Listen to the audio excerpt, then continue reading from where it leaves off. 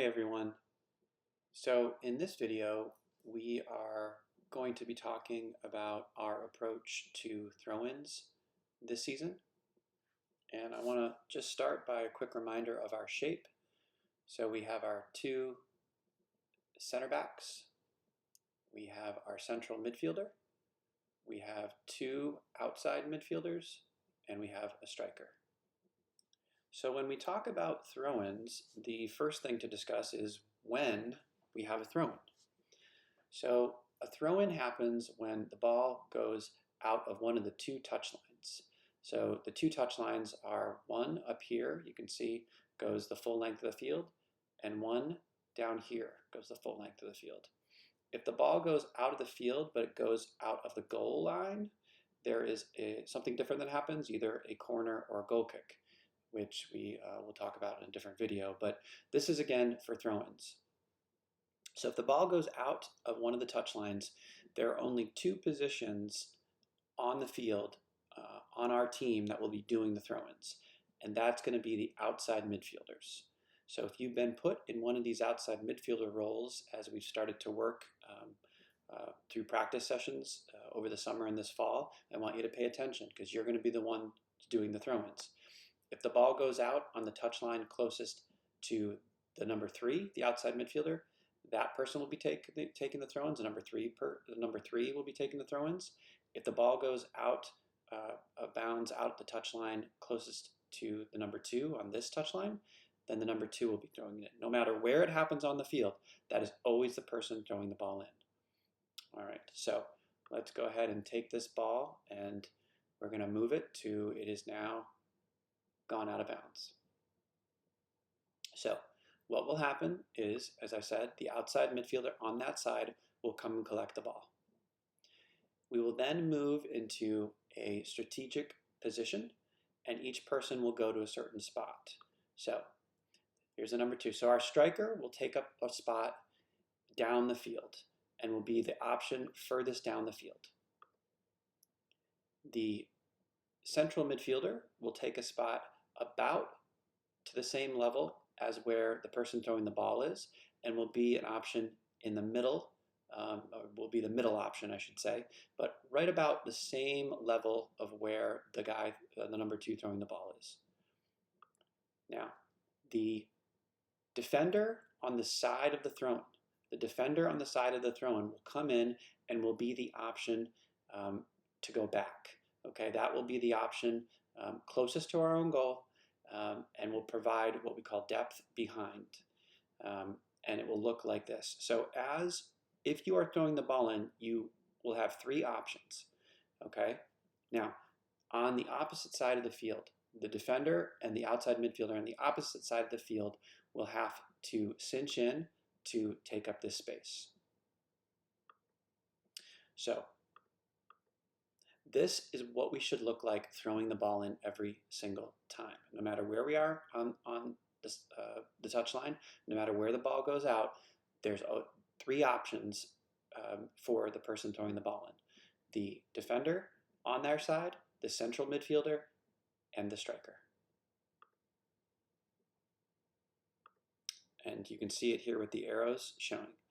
Now, as we've worked on a little bit already with our throw-ins, as you get the ball, the very first option we want you to look at is the number 4. It is unlikely, they might, but it is less likely that this person will be covered. It is much more likely that, and I'm going to add defenders in a minute, that the defenders are very much concerned about these 2 players and you throwing the ball closest to the goal or towards their goal. So this is the very first option we look at. So if that happens and this guy is open, we're going to immediately give him the ball.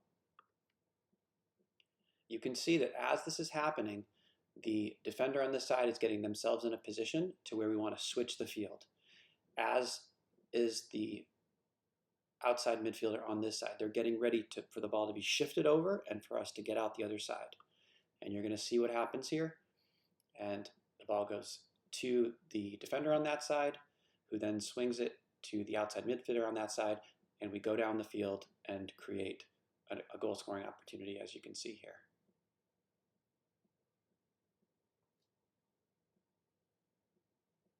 All right, so now I'm going to add defenders and just show you this one more time, and then we'll talk about one other thing with throw-ins.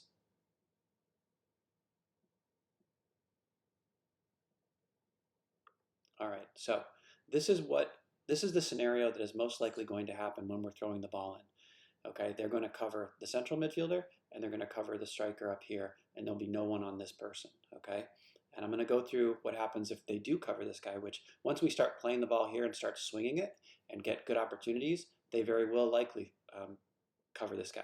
But for a while, and maybe they won't, but for a while they won't. So again, this is what it looks like. The ball is swung over to the defender on the side of the throw-in.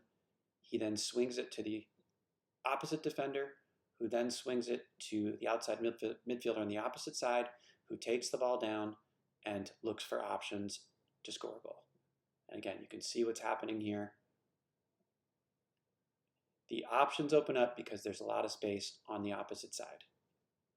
All right, so let's again look at our throw-ins and look at what the roles are going to be, not just in this scenario, but every scenario. So here you can see the 9 is being covered by the 4. Okay, so this is going to be a very difficult option because the 9 is going to be here. So it is going to be more likely that we're going to go to the 6 or R6 or R9. But what they have to do and what the 4 has to do is lose their man. All right, so you can see they're being covered here. The only way that they can lose their man is to fake one way and come back and get the ball. All right, and so what you'll see here is the 6 and 9 do it. The 4 can do it as well. They can fake back and come over. But you'll see here the 6 and the 9 are going to go ahead and they're faking one way. They're losing their man. And then they're going to come back. And the ball is being played to the 9 in this situation. So they've lost their man and they're coming back to receive the ball. You can see the defenders, having been faked out, are now very close to this number 9. What we want to see happen here, pretty much in every situation, is we don't want to see our 9 turn and try to get into these two guys. We want them to play the ball to the person no one's covering, who will be the person throwing the ball in. All right? So after you've lost your man, the ball should go right back to the person throwing the ball in. And you can see here, now they're completely uncovered, and we can try to do something here with the ball and go towards goal for a goal scoring opportunity. And again, we're switching the field here where all the space is. And then we can go forward and make an opportunity happen, okay? So let me just kind of go through one more time looking at our throw-ins. You can see the ball goes out the touch line on the side of the 2. So the 2 comes over. Our 9 is going to occupy a space forward down the field looking for an opening. Our central midfielder is going to come down into the about parallel with where the throw-in is. Again, they're going to have to lose their man, find space. And lastly, the first option, but one of 3 options, is the defender on that side. And remember, that is the first option we want you guys to look at if you're throwing the ball in, okay? Oops. So again, just remember that that's what we want to happen, okay? We want the outside midfielder to get the ball on the outside area.